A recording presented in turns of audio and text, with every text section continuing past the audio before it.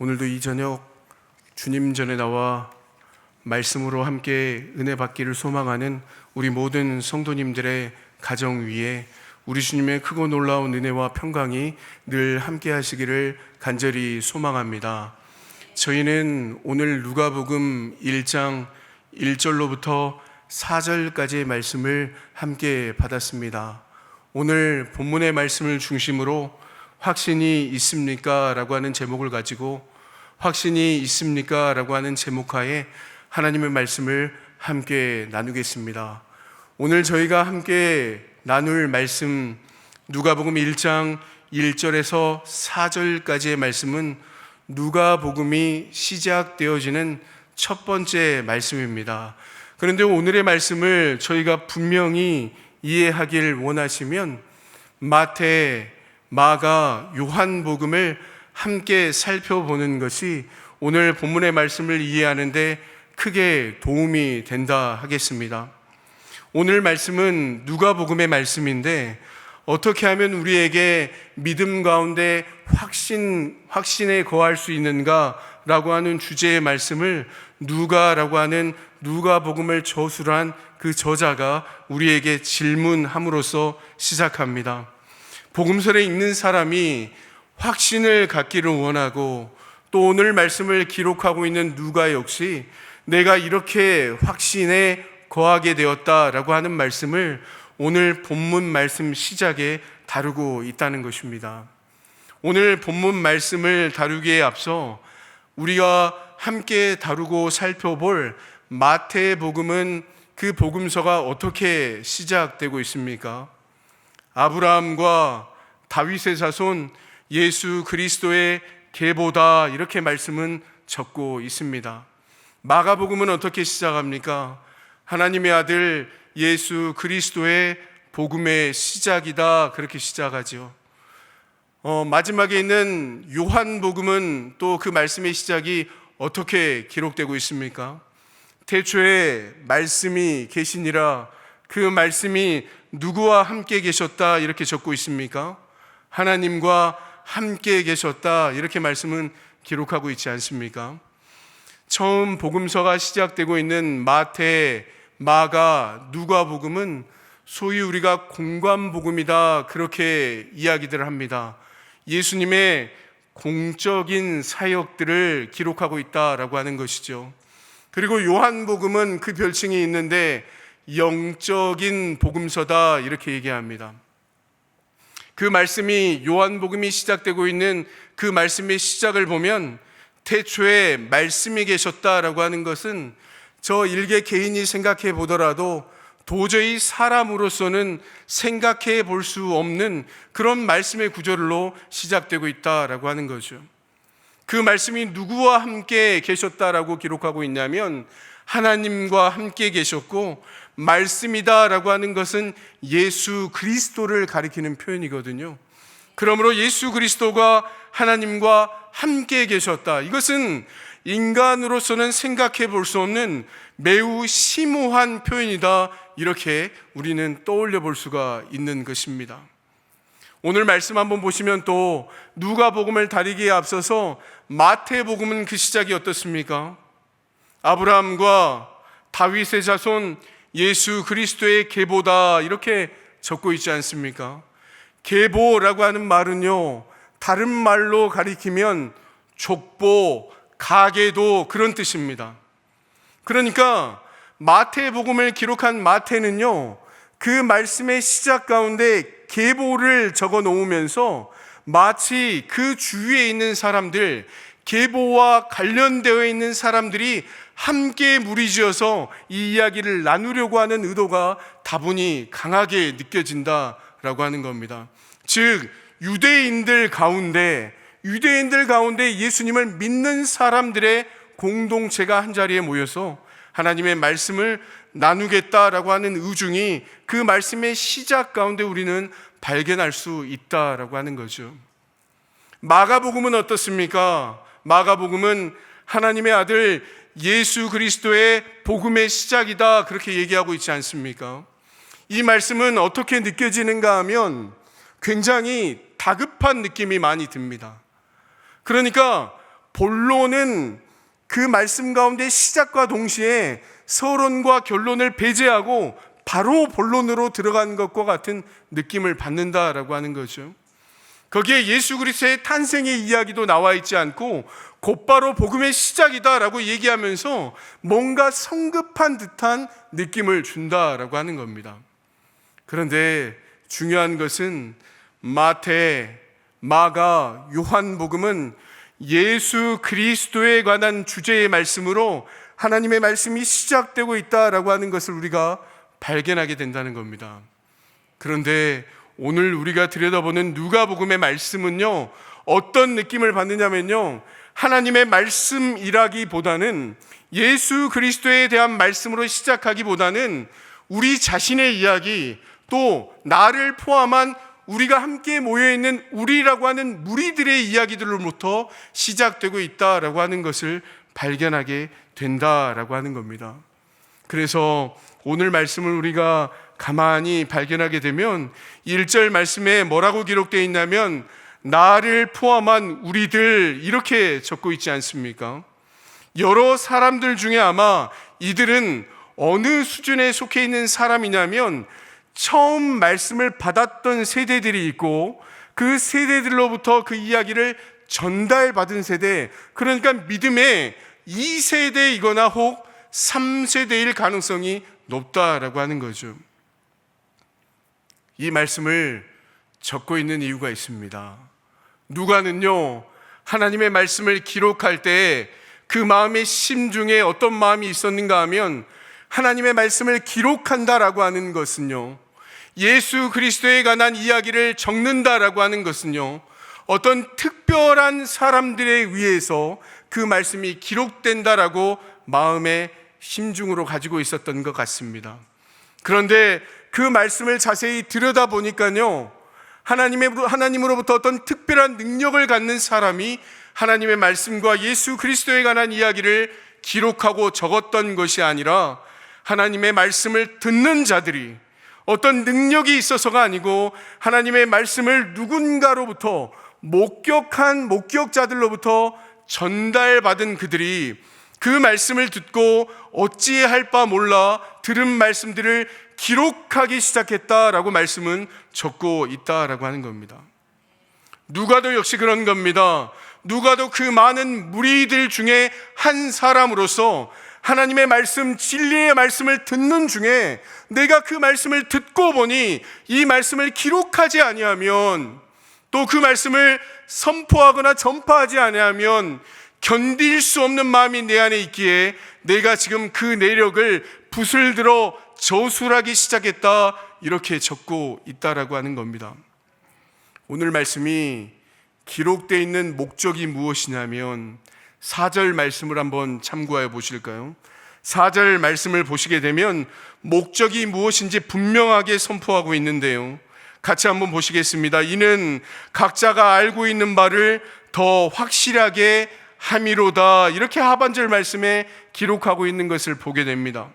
3절에 보니까 누구에게 그 말씀을 증거하고 있는 겁니까?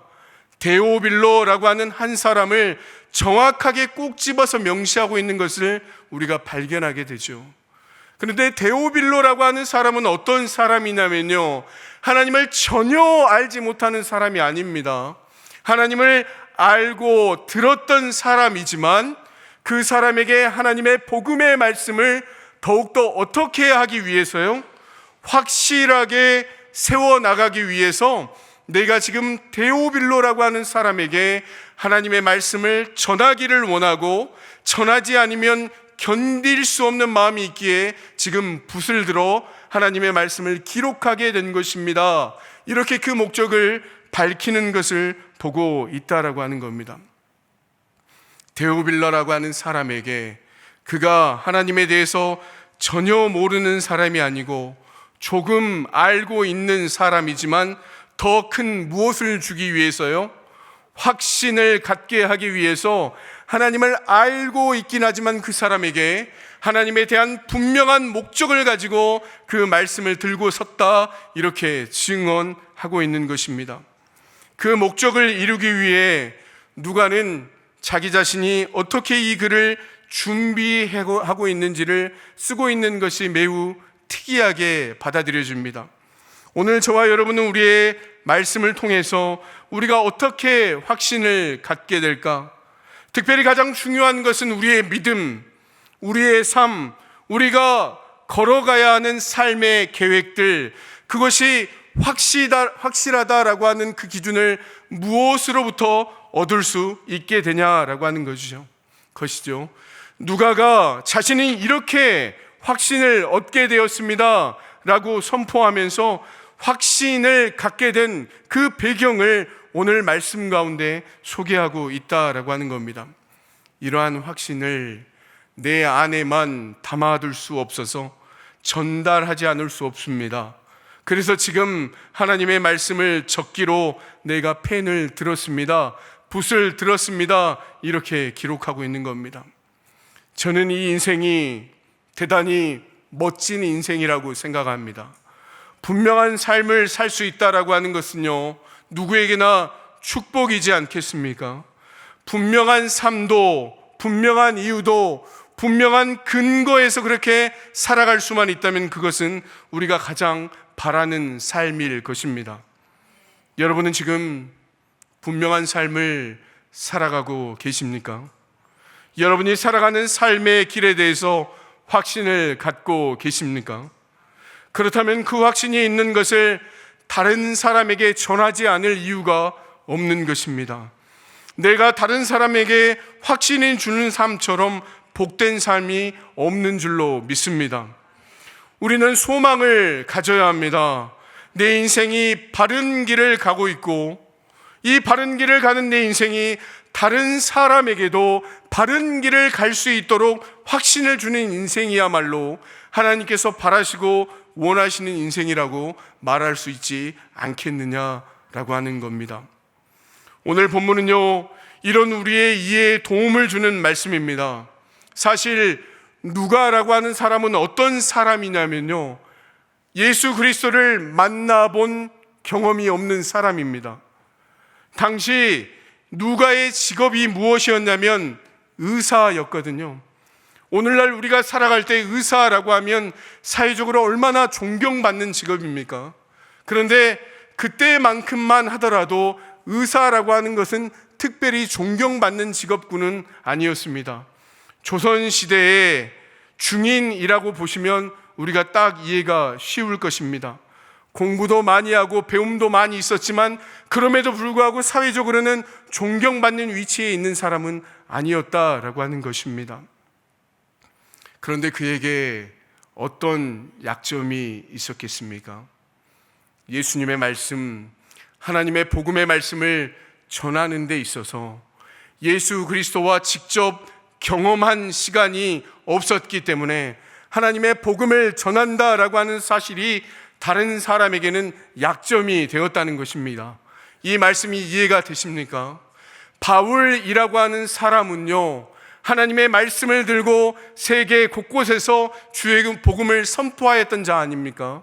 그럼에도 불구하고 바울은 예수 그리스도를 만났던 사람입니까? 그렇지 않는 사람입니까? 바울은 예수님을 만났던 경험이 없었던 사람입니다.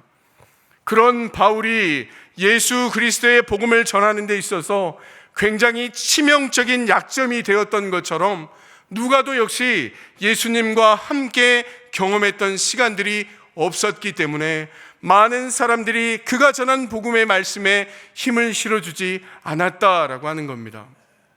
여러분은 어떻습니까? 그 약점이 우리 스스로에게 다가올 때 어떤 부류의 사람은 피하고 싶고요, 어떤 사람은 숨고 싶고요, 어떤 사람은 도망가기 일쑤입니다.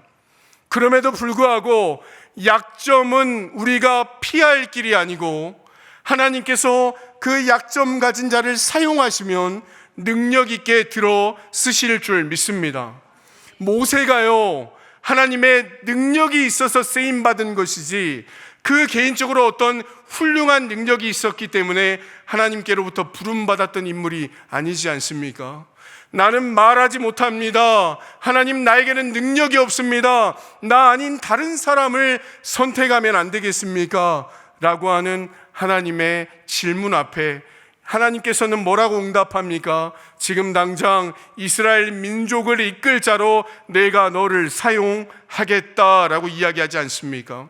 그에게 약점이 있음에도 불구하고 하나님께서 사용하시게 되면 그 약점은 더 이상 약점이 아니라는 뜻입니다. 약점이 우리에게 흠이 될 수 있을지 모르겠지만 하나님의 복음을 선포하는 자리에 있을 때 약점은 더 이상 약점이 되지 않는다는 얘기입니다. 언변과 또 언사가 탁월한 사람이 있을 수는 있습니다. 제 주위에도 얼마나 말 잘하는 사람들이 많은지 모릅니다. 그런데 사람이요, 말을 많이 하면 어떤 일이 벌어지게 되냐면요, 그 말에 대한 책임을 지지 못하기 때문에 계속해서 실수를 하기 마련입니다. 그런데 말을 하지 못하고요, 말에서 어눌한 자가 하나님 앞에 능력 있게 쓰임 받게 되면 어떤 놀라운 일들이 벌어지게 되냐면요, 말은 잘 못하기 때문에 하나님 앞에 기도로 준비함으로써 그 말에 절제가 있게 되는 것입니다. 한마디 하더라도 하나님께서 쓰시는 말의 언어를 사용하기 때문에 능력 있게 쓰임 받을 수 있게 된다는 뜻입니다. 어떻게 우리가 확신을 가질 수 있으며 무엇보다 내가 확실해야 다른 사람에게 확신을 줄 수 있는 인생이 될 수 있다는 말인데, 그러면 먼저 무엇을 사모해야 하냐면 우리의 능력을 구할 것이 아니라 하나님께 붙들림 바 된 사람이 되길 위해 무릎 꿇고 기도하며 간구하는 사람이 되어야 한다는 뜻입니다. 누가는 자신 스스로에게 확신을 얻기 위해 오늘 본문의 말씀을 통해서 몇 가지를 들려주고 있는데, 2절 말씀을 한번 보시게 되면 제가 읽어드립니다. 처음부터 목격자와 말씀의 일꾼된 자들이 전하여 준 그대로 내력을 저술하려고 붓을 든 사람이 많은지라. 아멘. 다른 사람들 중에 하나님의 말씀을 가지고 확실하게 살아가는 사람이 누가 주위에 있었다라고 하는 얘기입니다. 주변을 잘 보면요, 하나님 안에 확신을 갖고 살아가는 사람들이 있습니다. 예수를 정말 목격한 자로서 증언한 사람이 있고요, 또 그 말씀을 들은 자들이 말씀에 근거하여 일꾼된 자로 부름받은 사람들이 있다라고 하는 말씀입니다. 말씀을 위해 사역하는 사람이 꼭 목회자나 중직자가 아니라 하나님의 말씀을 받는 자, 그가 누구든지 간에 하나님 앞에 놀랍게 쓰임받을 수 있다라고 하는 것입니다. 문제는 무엇이냐면 하나님 앞에 붙들린 자가 맞느냐라고 하는 것입니다. 우리의 능력대로 쓰임받는 것이 아니라 하나님께서 부족한 자이지만 들어쓰시면 그 사람이 능력이 있게 될 줄 믿습니다. 그래서 우리가 읽진 않았습니다마는 2장의 말씀을 보면 목자들의 이야기가 기록되어 있습니다. 목자들이 들판에 있고요, 들판에서 가축들을 기르는데 천군 천사가 그들에게 나타나서 강보에 씌운 예수 그리스도 구주를 보게 될 것이다 라고 하는 말씀을 선포하게 됩니다. 그리고 중요한 것은 우리가 읽진 않았습니다마는 화면을 보시고 15절 하반절 말씀을 보시게 되면 이렇게 기록되어 있습니다. 함께 한 목소리로 받겠습니다. 우리에게 알리신 바 이루어진 일을 보자. 이게 무슨 말이냐면 다른 사람이 예수 그리스도의 탄생에 대해서 알려준 것이 아니고 목자가 직접 그 예수 그리스도의 탄생의 비밀을 듣게 되었고 경험한 그들이 만나는 사람들에게 그 복음을 증거하게 되자 얼마나 놀라운 역사가 일어나게 되었는가라고 하는 것을 보여주는 말씀입니다. 직접 목자들이 보았기 때문에, 그들이 실질적으로 경험한 이야기이기 때문에 그가 만나는 자들에게 얼마나 실감나게 하나님의 복음의 말씀을 증거할 수 있었겠냐라고 하는 것입니다. 뭐라고 전했겠습니까?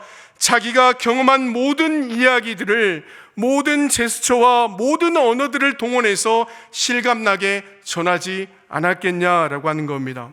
그리고 또 2장 20절 상반절에 보면 이런 표현들이 기록되어 있습니다. 화면을 보시고 함께 봤습니다.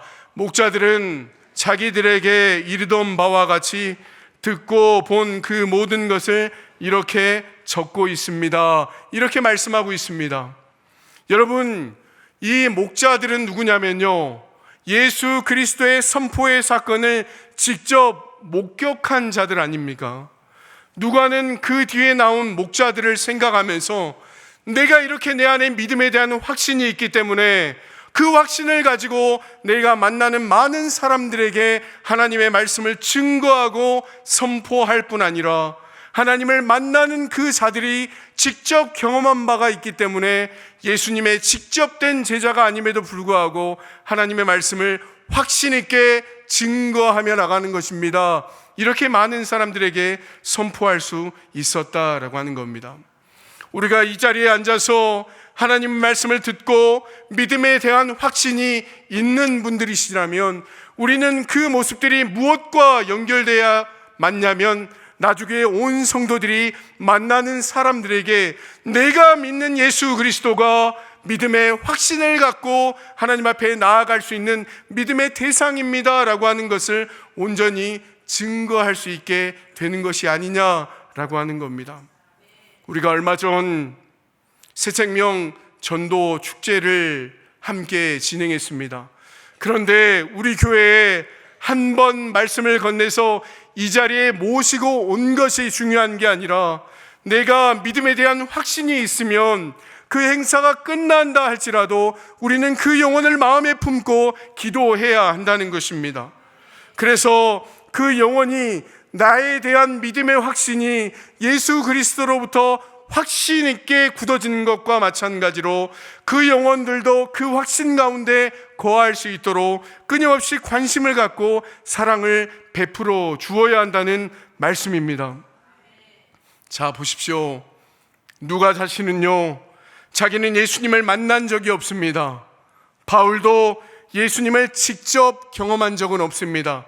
물론 환상 중에 경험한 적은 있습니다. 그러나 우리가 함께 이 부분을 생각해 보면 바울과 같이 누가도 직접 목격자가 아님에도 불구하고 글을 쓸 수 있었던 것은 미루어 짐작컨대 예수 그리스도의 말씀을 누군가로부터 전해 들었고 그 말씀을 듣는 순간 내 안에 타오를 수 없는 그러한 확실한 믿음의 증거가 있었기 때문에 내가 지금 말씀을 들고 사람들 앞에 선포하며 나아간다, 이렇게 증언을 하는 것입니다. 오늘 말씀을 참고하여 보시면 뭐라고 기록되어 있냐면 오늘 누가는 하나님의 말씀에 대해서 자세히 미루어 살폈다, 그렇게 적고 있습니다. 미루어 살폈다라고 하는 말은 무슨 말이냐면 남이 해놓은 것을 하나하나 샅샅이 뒤져본다, 그런 뜻입니다. 그러니까 예수 그리스도를 직접 경험한 것은 아니지만 예수 그리스도에 관한 말씀과 복음을 누군가로부터 전해 들었을 때 그 말씀이 내 안에 확신으로 자리하기까지는 끊임없이 미루어 살핀다라고 하는 겁니다. 이 말씀은 무엇과 같냐면요, 리서치라고 하는 표현과 동일합니다. 누가 어떤 분야에 대해서 전문가로서 연구해 놓으면 그 전문가가 연구한 분야를 또 살펴보고 그것이 또 맞는지 검증하는 작업을 계속해 나간다는 것입니다. 그 작업을 계속 반복하게 되어질 때 누가의 마음 가운데 예수 그리스도로 말미암아 확신된 마음이 자리하게 되었다, 이렇게 말씀하고 있는 것입니다. 그래서 우리가 무엇을 잘 들여다봐야 하냐면 믿음과 신앙이 균형 있게 세워지기 위해서는 하나님의 말씀을 붙드는 자가 되어야 합니다. 기도만 치우치면요, 믿음과 신앙의 균형이 깨어질 가능성이 있습니다. 그럼에도 불구하고 기도하는 자리에 말씀과 함께 병행하게 되면 말씀이 기도를 지탱하게 되고요, 또 기도함으로 말씀이 온전히 세워지게 되는 균형을 갖게 된다는 말씀입니다. 그래서 우리는 복음을 선포할 때에도, 복음을 증거할 때에도요, 성경을 끊임없이 미루어 살피는 훈련을 반복해야 한다는 말씀입니다. 이 말씀은 무슨 뜻이냐면 예수 그리스도가 행했던 삶의 모습을 내가 직접 삶을 살아보기로 투영해 보는 것입니다. 남에게 오리를 가라고 말씀할 때 십리를 가준다라고 하는 예수 그리스도의 이 말씀이 좋은 말씀이다라고 받아들이면 그것으로 끝나버리는 것이지만, 샅샅이 미루어 살핀다라고 하는 것은 직접 내가 예수 그리스도의 말씀에 투영되어서 그렇게 살아보는 것입니다. 왼뺨을 맞으면 오른뺨을 돌려대라고 하는 그 말씀에 직접 그리 살아본 사람만이 예수 그리스도의 말씀을 힘있게 증거할 수 있는 것 아니겠습니까? 누구에게나 예수 그리스도의 말씀, 하나님의 말씀, 성경에 기록된 말씀이기에 좋은 것이다 라고 받아들인다면 그것은 샅샅이 미루어 살피는 작업이 아니라는 뜻입니다. 그래서 우리가 우리의 믿음이 확신 가운데 거하기 위해서는 첫 번째, 하나님의 말씀을 미루어 살피는 작업이 필요하다라고 하는 것입니다. 우리가 주님의 말씀을 이 정도 해둬야 내가 믿음의 확신 가운데 거할 수 있게 된다는 것입니다. 순장님들 계시고 순원들 계시지 않습니까? 그런데 우리가 순원들을 잘 살필 때 무슨 일이 있었구나 라고 생각하고 넘어가 버린다면 그것은 샅샅이 살피는 작업이 아닙니다. 리서치한다, 샅샅이 살핀다라고 하는 것은 우리의 순원이 어떠한 어려움 가운데 빠져 있는가, 어떤 고민을 가지고 함께 기도하고 있는가 라고 하는 그 삶의 문제 앞에 들어가 보는 것입니다. 그래야 순 공동체가 바르게 세워지지 않겠느냐라고 하는 것이죠. 목사가 하나님의 말씀을 증거할 때 말씀에 대한 온전한 깨달음이 없고 그 말씀의 구석구석을 살피지 않는다면 어떻게 성도님들과 함께 하나님의 말씀을 나눌 수가 있겠습니까? 사실은 저는 이러한 착각과 오해가 있었습니다. 저도 하나님의 말씀을 증거하며 전하는 강단 가운데 서 있지만 담임 목사님 얼마나 많이 하나님의 말씀을 증거합니까? 그런데 성도들과 마찬가지로 저도 그런 착각을 했습니다. 담임 목사님은 그냥 강단에만 서시면 하나님의 말씀이 증거되는 줄 알았습니다. 여러분도 그렇게 착각하고 계신 분들 많죠. 그런데 선교 한 편을, 말씀 하나를 들고 서는 것이 얼마나 큰 어려움인지 모릅니다. 고민하고 또 살피고 그러한 작업들이 반복되어서 그러한 수고와 노고가 거쳐질 때 말씀 한 편이 나오게 된다는 것입니다. 그런데 제가 직접 해보니까요, 그게 보통 어려운 일이 아닙니다. 그런데 성도님들도 그냥 담임 목사님이시니까 앞에 서시면, 목회자니까 앞에 서면, 장로님이니까 교회 중직자이니까 이렇게 치부하는 경우가 얼마나 많이 있냐는 것입니다. 내가 가는 길에 하나님 말씀을 선포하는 이 자리에 우리가 걸어가는 하나님의 계획 안에 확신을 가지고 한 발자국 한 발자국 내딛기 위해서는 하나님의 말씀 가운데 바로 서는 선행이 있어야 한다라고 하는 것을 우리는 반드시 기억하시기를 바랍니다. 그리고 그 다음은 말씀에 뭐라고 기록되어 있냐면 차례대로 써 보내는 것이다, 이렇게 말씀합니다. 차례대로라고 하는 말씀의 표현은요, 다른 사람이 이해하고 도움이 되는 방식으로 알려준다, 그런 뜻입니다. 시간의 순서만을 의미하는 것은 아닙니다. 이 얘기를 듣고 다른 사람에게 적용하고 도움이 되어야 한다는 뜻입니다. 저는 나주교에 와서 이런 질문을 받은 적이 있습니다. 목사님, 제가 하나님의 말씀을 또 복음을 전하려고 하는데 자꾸만 막히는 듯한 경험을 하게 됩니다. 그런데 우리가 질문을 한번 해보아야 합니다. 하나님의 말씀이 선포되는 것이 가로막히는 것은, 또 복음이 증거되지 않는 것은 하나님의 말씀이, 그 복음이 능력이 없어서가 아닙니다. 복음이 진입되기 위해서는 먼저 복음을 전하는 그 자가 반드시 확신 가운데 거할 때에 그 말씀이 확신 있게 다른 사람들에게 전파되고 전해진다라고 하는 것을 기억할 수 있어야 합니다. 그러니까 복음을 전할 때 내 자신 스스로가 확신 가운데 거하는지를 먼저 들여다 보아야 한다는 말씀입니다.